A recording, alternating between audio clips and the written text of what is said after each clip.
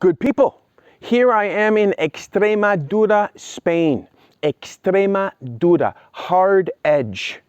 Although I'm at a luxurious, well, rustic luxurious country house with a pool and quince trees and fig trees and orange trees, although they're not in season, so the oranges are still green, and even a peach tree. I've decided to rent this with my family for the last week in August. 2 months before this video will actually air.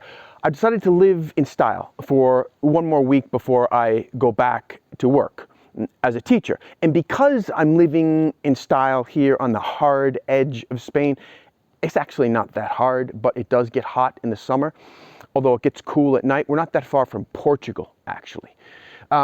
Because I'm living in style here, I'm going to talk a little bit about literary style, what it means to me, but I'm going to do it through the review of a recently published book by Heresy Press. My regulars will know my interest in that press, which is now, by the way, an imprint of Skyhorse Publishing. I think that's actually a good thing.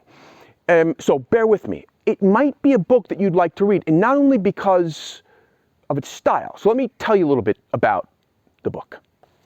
Devil Take It, a novel by Daniel Debs Nossiter, published 11 days before the posting of this video on October 20th, is a Faustian comedy. Now, Dr. Faustus is perhaps most famously known for being a tragedy written by the Elizabethan dramatist Christopher Marlowe about a bored academic, bored with knowledge, who ends up turning to, let's say, magic and intellectual pranks to get his kicks, with the help of Mephistopheles, a bad angel who is working to capture Faustus' soul for Lucifer in the afterlife. Basically, it's the story of a man who sells his soul for kind of godlike intellectual influence. And that is sort of the story of Devil Take It. Eustace Bogges, B-O-G-G-E-S, is this plump, sybaritic, antisocial Luddite letters editor at the Washington Oracle, this important DC newspaper. And he's so bored with his job. He's so bored with sorting through letters to choose for publication that he ends up inventing a letter in what he calls faux Indian diction by an S.J. Chakravarti about how everyone should just mind their own business. And this letter just takes off with everybody, even the president, Donald Trump. And it causes a kind of societal chaos, in part because Bogges is in treatment kind of against his will with Dr. Gripen Fall, who first appears to Bogges in his dreams, in the form of this kind of imp-like but dapper psychiatrist, but then begins to materialize in Bogges' waking life too.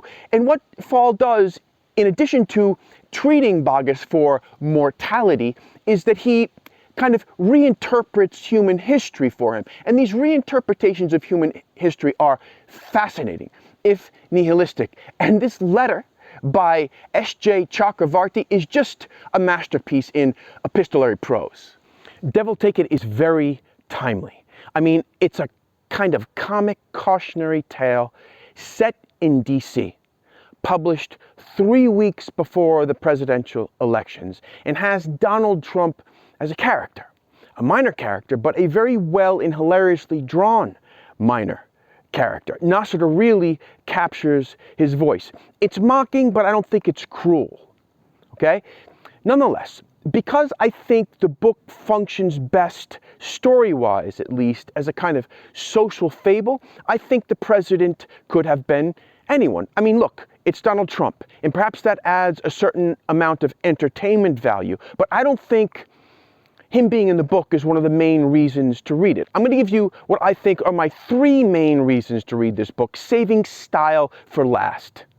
First reason to read the book: to laugh at the logic, comments, and antics of Eustace Bogges, who is clearly in the mold of Ignatius J. Reilly, the hilarious protagonist of John Kennedy Toole's great comic novel, Confederacy of Dunces. Although perhaps Boggess is a little bit more suave and charming when he wants to be, he is a very memorable character, and so it's a clear reason to read the book.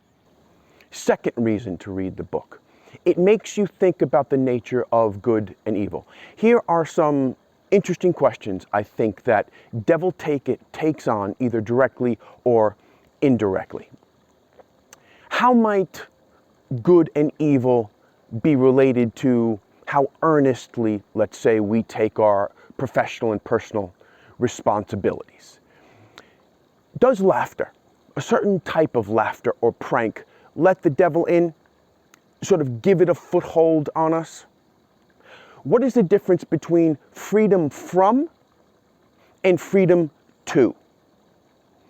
If we do all end up minding our own business, right, the motto on which this story turns, would that be a problem or a solution? How do good and evil act on us?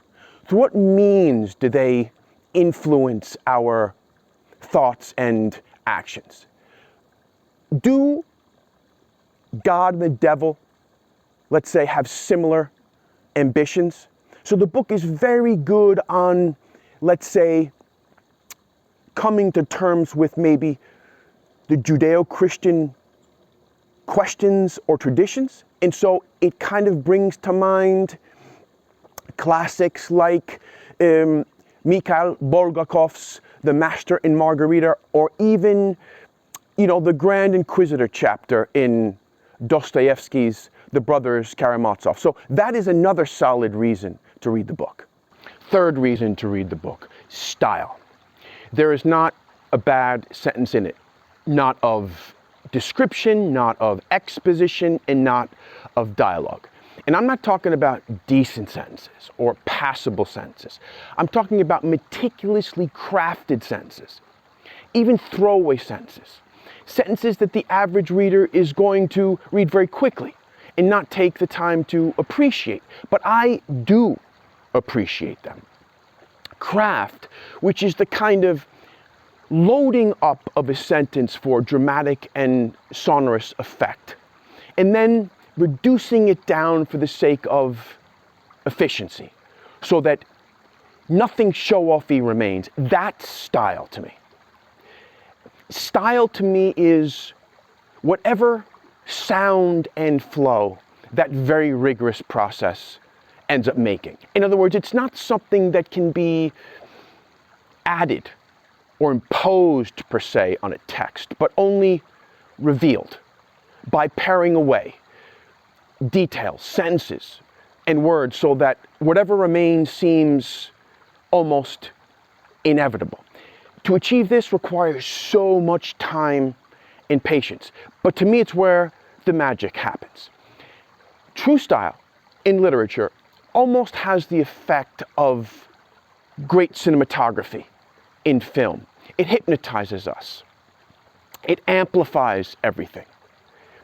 Every detail, even the most mundane details, so that they draw the reader deeper into the story because the reader doesn't want to miss anything. To me, Devil Take It has that magic. I'm going to give you some examples of Nossiter's stylistic prowess while standing beneath an olive tree. Okay, here is Eustace Boggess after telling a coworker about his dreams with Dr. Grip and Fall, and then his coworker interprets those dreams in a way that Boggess feels is dull and prosaic. So Boggess thinks his explanation had the lifeless plausibility that made common sense so dispiriting. Okay, in addition to being chock full of voice, that sentence is so rich and insightful, but deceptively so. All right? Nossiter is making the difficult seem easy, and when a writer does that on a regular basis, you can basically trust that you're in the hands of a master stylist. Or here's Boggess after an argument with the editor of the Life and Style section, Jonah Thomas.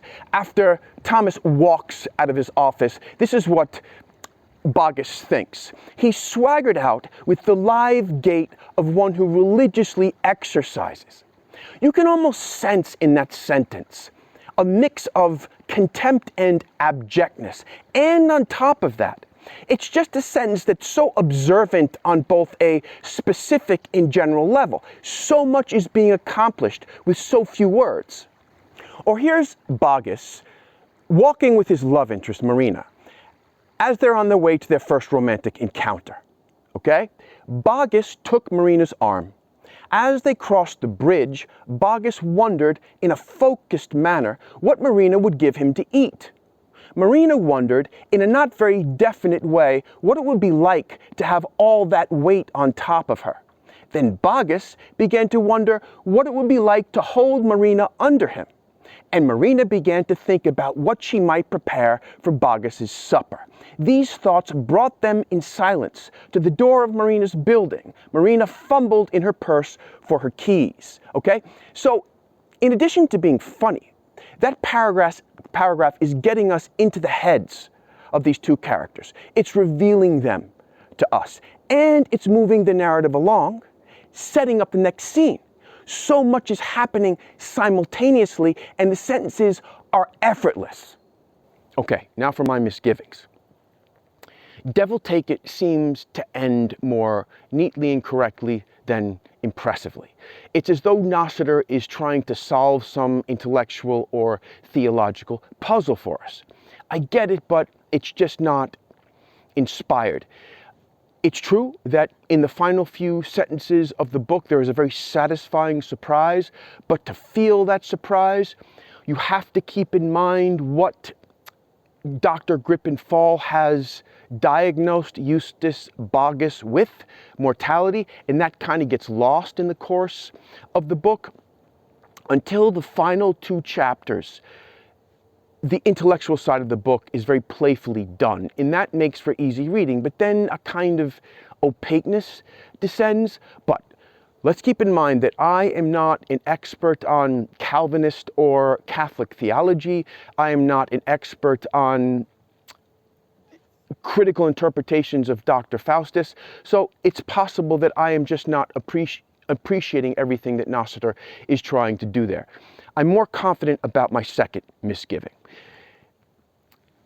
Devil Take It seems to have been written for a different time, like 20 or 30 years ago, and then updated to appear to be written for the present moment, but not updated enough. Donald Trump is president, and the book takes place at a very important DC newspaper, but there's no sense of an ever-present online world, or of cell phones, or of a digital edition, or of Twitter. Now, it's true that Boggis is a Luddite, and he would have an obvious aversion to social media, but his colleagues wouldn't. I mean, there are various mentions of email, for example, but every morning, Boggis has a pile of physical letters to sort through on his desk, and that just doesn't square with when the novel is set. The Oracle reads like a newspaper from when I worked at one, back in the early 90s. Also, the characters come across as kind of 40 or 50-year-olds from a pre-digital age, okay? And all of this undermines the magic of the book.